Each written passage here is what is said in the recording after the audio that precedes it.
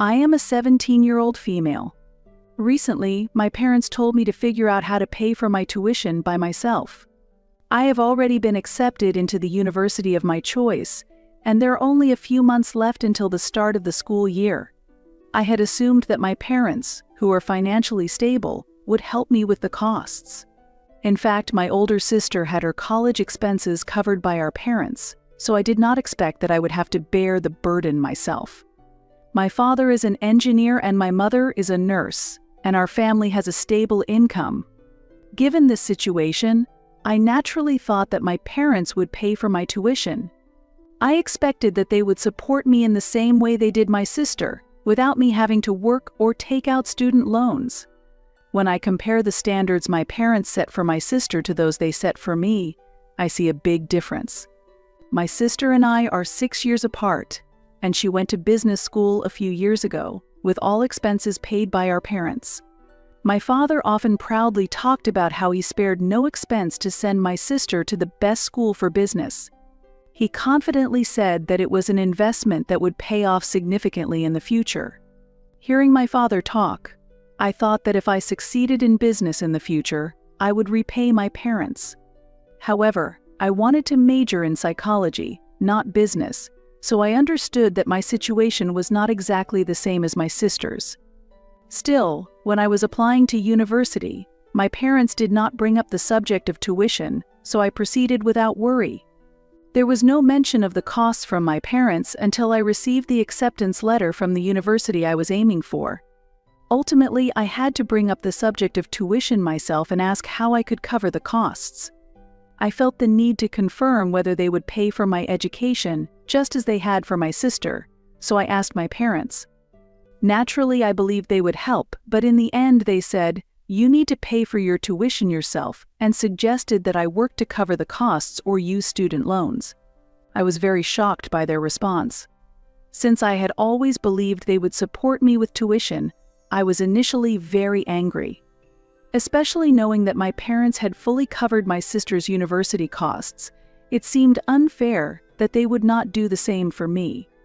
I think it is understandable that I was upset about this. This issue came up a few weeks ago. My parents told me there was a reason for everything and asked me to stay calm. Then my father told me about a recent event. A relative had become seriously ill. This relative was a benefactor who had helped my father at the start of his career. The person was my father's uncle, who had been diagnosed with leukemia a few years ago. My uncle once had a considerable fortune, but had squandered most of it over the years on gambling and drinking. Moreover, my uncle's children were uncooperative and hardly interacted with their father. They never visited him in the hospital and almost ignored him. In this situation, as my uncle's end was nearing, my father decided to take care of him. My uncle's wife had died long ago, and since then, he and his children had been estranged.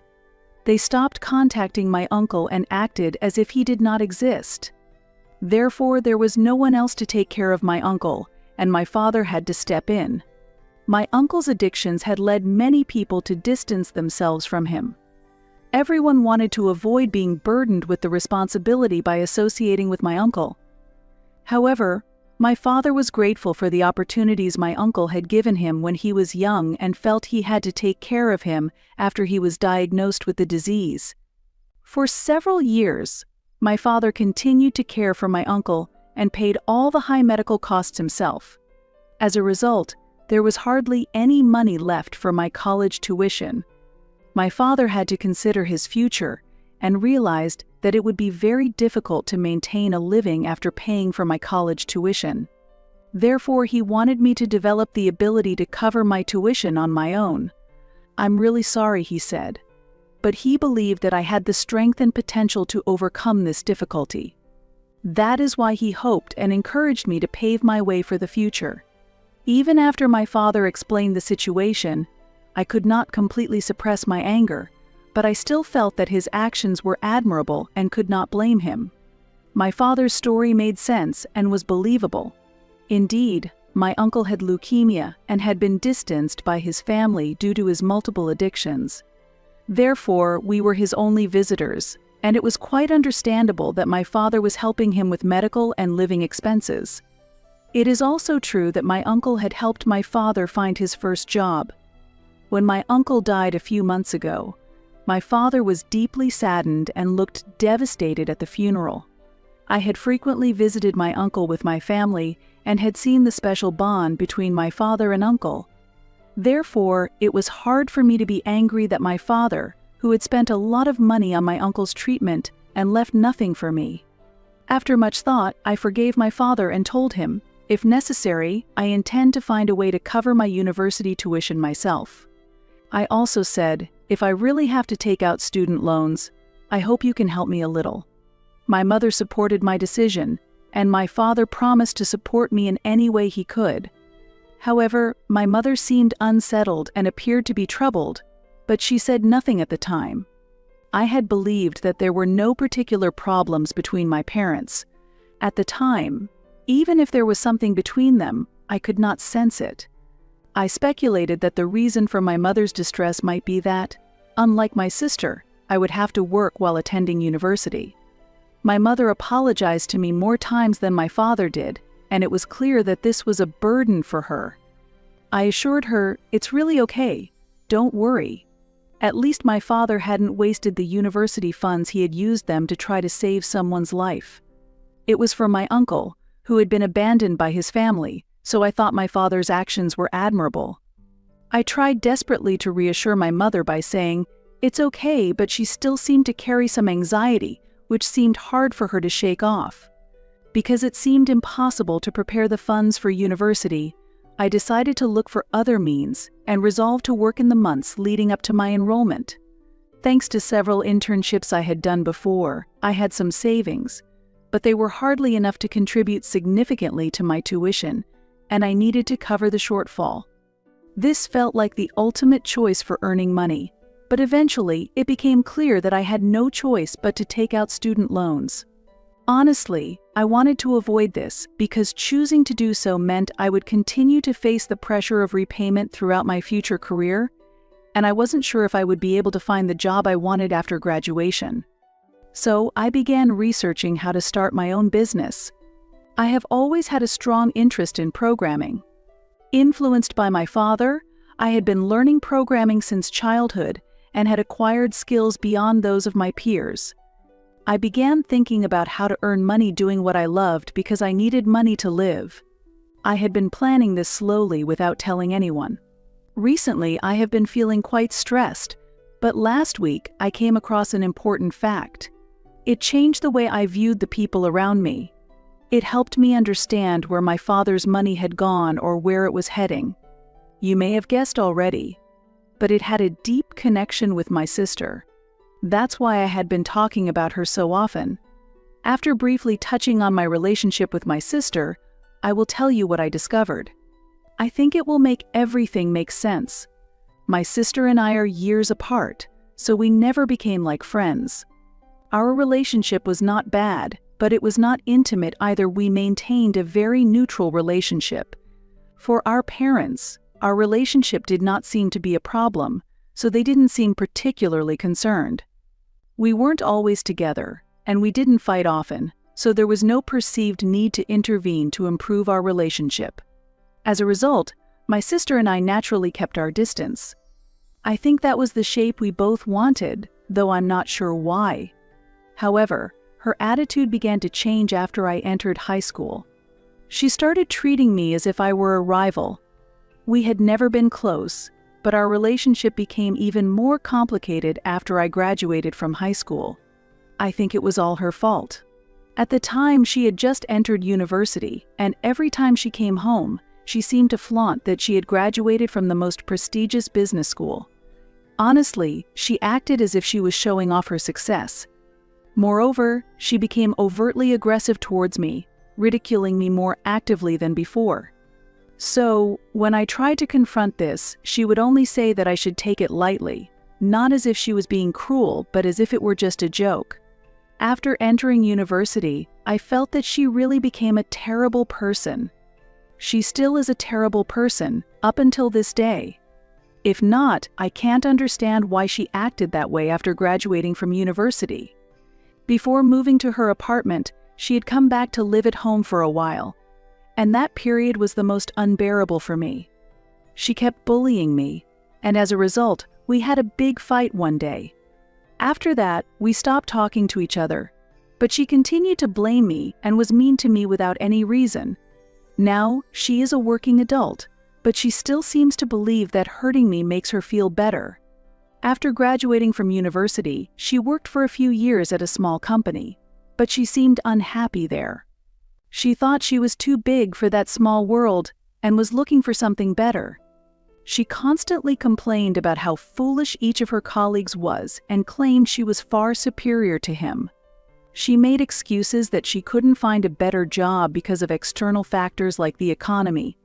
In my opinion, the real reason she couldn't get a good job was not necessarily because she had attended a prestigious business school. Her attitude was extremely arrogant, and I felt it was difficult to work with someone like her. This was just my view. Every time she came over, she would express her dissatisfaction during dinner time. My father would console her inflated ego by encouraging her that a better future awaited her. Instead of saying that she might get promoted or find better opportunities if she stopped doing the things that frustrated her, he simply told her, "Just do your duty." My sister and I do not follow each other on social media. In fact, I have blocked her. I have no interest in her personal life and no intention of meeting her. However, some of my friends do follow her. They follow her out of mere curiosity because their sisters were in the same grade as mine. A week ago, a few friends sent me screenshots of my sister's posts. The content was a huge shock to me. It included a family photo, and of course I was not in the picture. The caption expressed how grateful she was for our parents' help and mentioned that they were the initial investors in her business. All my friends asked me the same question. They couldn't understand how my parents could invest in my sister's business when they supposedly couldn't afford my university tuition.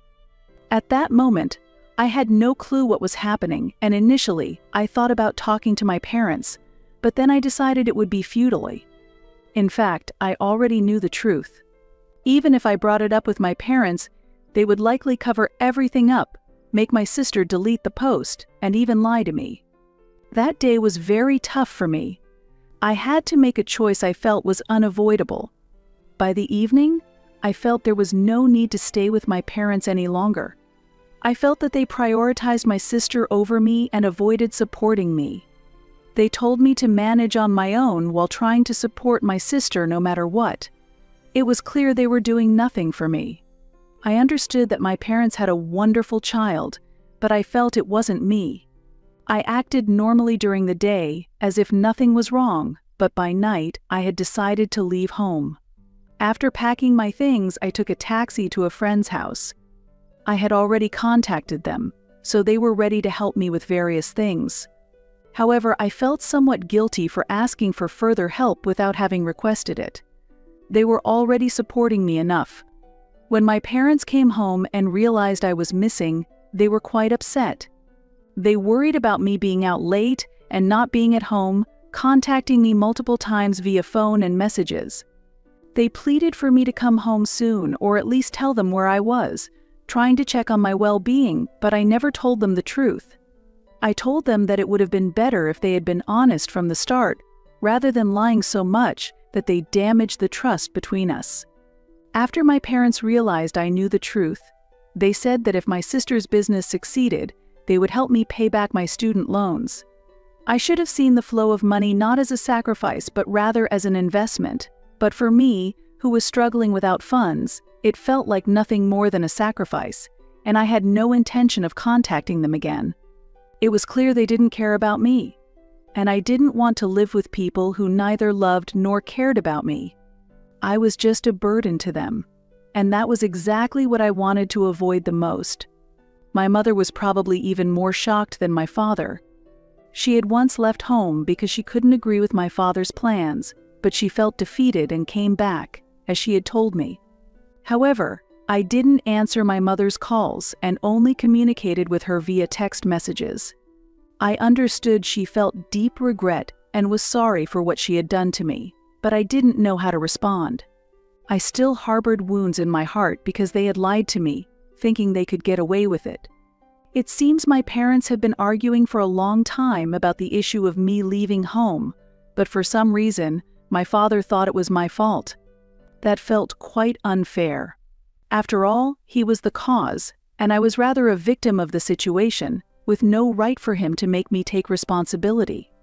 Ultimately, he created this situation himself. If he had been honest with me from the start, I wouldn't have felt this sense of betrayal. I might still have been angry about not having my university tuition paid, but I don't think I would have left home. I needed more time to think about what they did. My actions might have been wrong, but I needed time to overcome this event. 1 week was too short to recover from this event. Just because my father needed me to protect the family home didn't mean I was willing to return. When I needed him to support me with my tuition, he didn't help me, so I saw no reason to do the same for him now. Yet, it's true that I felt a little regretful. My mother sends me text messages every day. Previously, she just apologized, but now she not only apologizes but also expresses her profound loneliness, regret for everything, and her sincere wish for me to come home. She also mentioned that she had talked to my sister and would not fund her business any longer. The reason is that the money was originally mine. If my father were to invest in my sister's business, he intended to recover that money early on to help pay off the debt I was carrying. In the end, my mother took out a loan for my tuition and lied to protect me. My mother admitted that the investment plan was a complete failure. She truly regretted it, and that is why I want to return to my mother's side and at least talk to improve our relationship. I have mixed feelings towards my father. My mother was happy that I returned, but she and my father hadn't spoken a word to each other for several days, despite living together. My mother told me that the situation was uncertain. Furthermore, she conveyed that my sister was quite angry about stopping the investment in her business. Because of this, my sister would have to look for new investors, which would delay her business progress. Still, my mother said she would manage somehow with the funds she had, and if necessary, she would ask her parents for more money. My mother tried to support me so that I wouldn't have to worry about tuition fees. I am truly grateful for this. It was more help than I had hoped for. My friends and my mother's family felt sad that I had left home, but they were relieved and happy that the situation had improved. I cannot thank them enough for what they did during these few days. Even after university started, I continued to secretly run a business.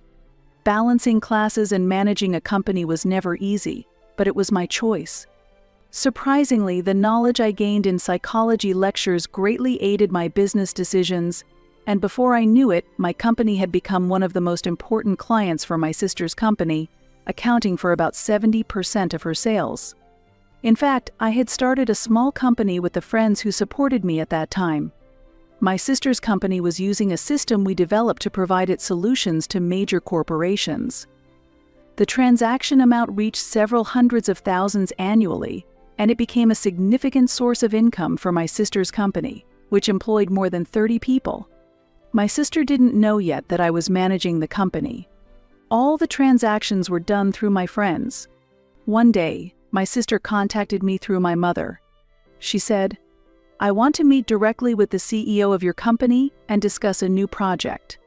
At that moment, I made a decision. I revealed the truth to my sister in an email and informed her that all transactions would end. "I appreciate your business. I have an important announcement regarding our transactions. In fact, I, your sister, am the CEO of this company. I chose the path of entrepreneurship because our parents did not support my tuition.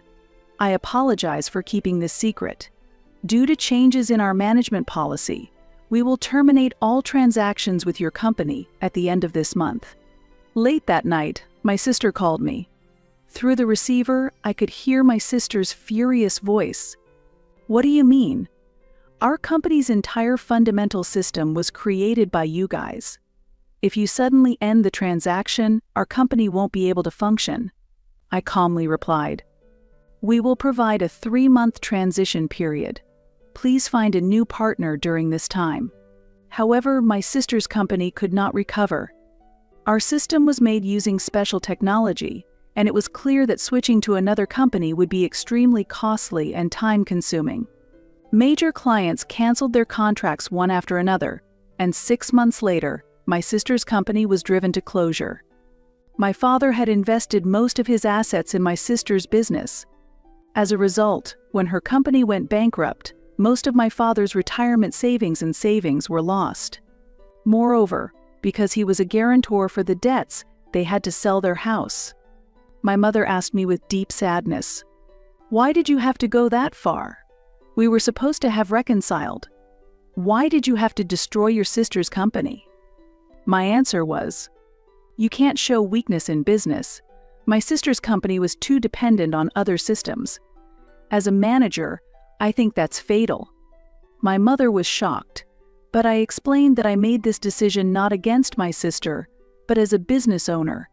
She understood the reason. Later, I heard that my father and mother had divorced. I haven't seen my father for a while, but I heard he became depressed because of their separation. My mother seemed quite disappointed in him and said she hadn't met him since. I have no interest in my father or sister and only wish to be happy myself. Now, the only person I can rely on is my mother. I am grateful that she kept her promise, asked her parents for support, and prepared my tuition. Currently, I am filled with gratitude that the friends I work with did not go to college and are dedicated to working. After graduating from college, I plan to grow my own company and repay my mother rather than getting a job.